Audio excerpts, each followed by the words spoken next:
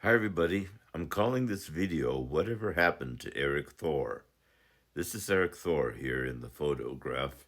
He's a YouTuber, has a YouTube channel, talks extensively about psychology and MBTI. When I first started to watch videos on MBTI on YouTube, I watched a lot of Erik Thor's videos. Lately, I haven't seen many of his posts, so that's why I'm calling this video Whatever Happened to Erik Thor. Now, when he first started to post, he presented himself as an INFJ, as many YouTubers on the subject do. They all believe they're INFJs. I don't think Eric is an INFJ at all. I think he's a sensor, but and I don't know why so many people label themselves as intuitives. A sensor can be every bit as intuitive as an intuitive person, personality type. It's just that it's about your preferences, where you go to first. Which cognitive functions do you rely upon? And so it's like the difference, explaining the differences between being left handed or right handed. You have the identity function and you have a tool function. And these are your go to functions, the functions that things that you just naturally are drawn towards. And so people that are sensors, let's say, have a certain, as I've said in other videos, have a degree of antipathy towards intuitive people. And it kind of comes across in their conversations because they sound they do. If they're an intuitive, intuitives has a certain empathy towards other intuitives, as sensors have more empathy for other sensory types of personalities. And so Eric, I always found that I couldn't really. I found myself feeling some antipathy towards him, and I didn't hesitate to let him know that I just didn't see him as an INFJ at all. And and so eventually he started to make videos more about himself as being some other type, or maybe he wasn't. He was this or he's that, and so it just sounded more and more unclear what he really thought, or if he really believed any of this at all. He even went so far at one point to kind of disavow MBTI and start, but then he'll come back, excuse me, and start looking for alternatives or different ways of looking at personality. I've left comments, made suggestions, but the problem generally with YouTube is people don't really interact with people on in their comments. They never really respond to what your comment. They just kind of try to get other people on board with them and agreeing with them. And if anything, I get negative responses from the other people who makes comments. They're just agreeing with the author and not having a conversation, so there's no real exchange of ideas. It's just, to me, it's just like being indoctrinated, religious indoctrination, because you just accept what the other person's saying at face value rather than looking at it as a challenge for you to analyze and look at things, to know things for yourself and want to understand better yourself. Now, Eric, for me, stands out because I think he's honest. He's searching. There's something there he's trying to understand or learn more about himself, or it wouldn't be all these different kinds of types of videos he's made.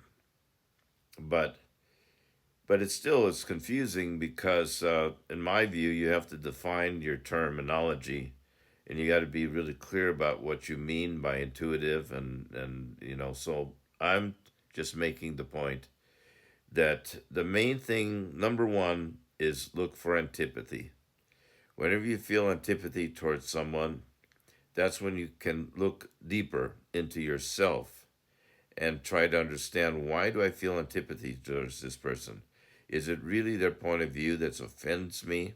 Or is it possibly their personality and there's something about the way they relate or convey things to me, or I hear things, perceive things from this person that just doesn't sit well with me. You see, because the problem is our lack of perception. It's not that we're perceiving things correctly, but your antipathy means you can't really look at things from another's point of view. You're constantly um, being self referential in how you are relating what you're saying to other people. And so Eric was nice. There's a lot of the YouTubers. I didn't want to.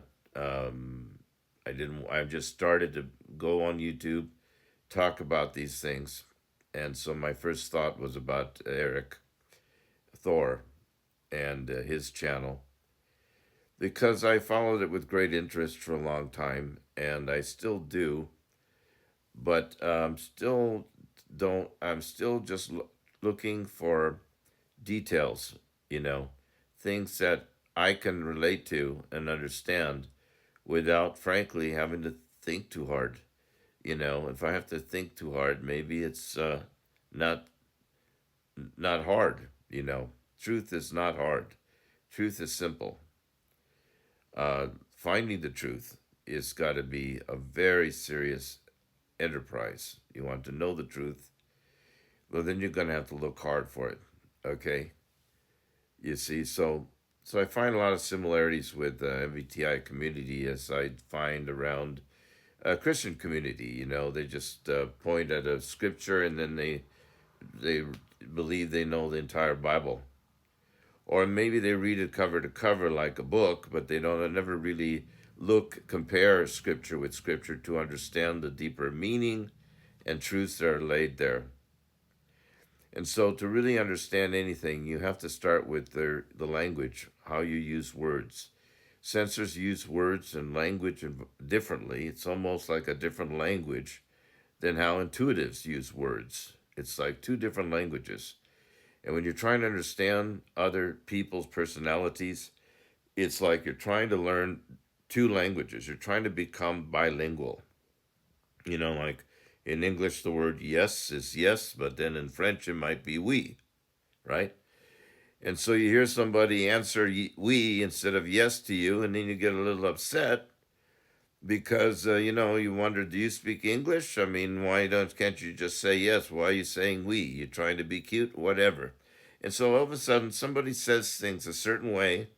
They don't say it in the way you are used to or prefer to, in the right language that you expect, and then you get a little triggered, right?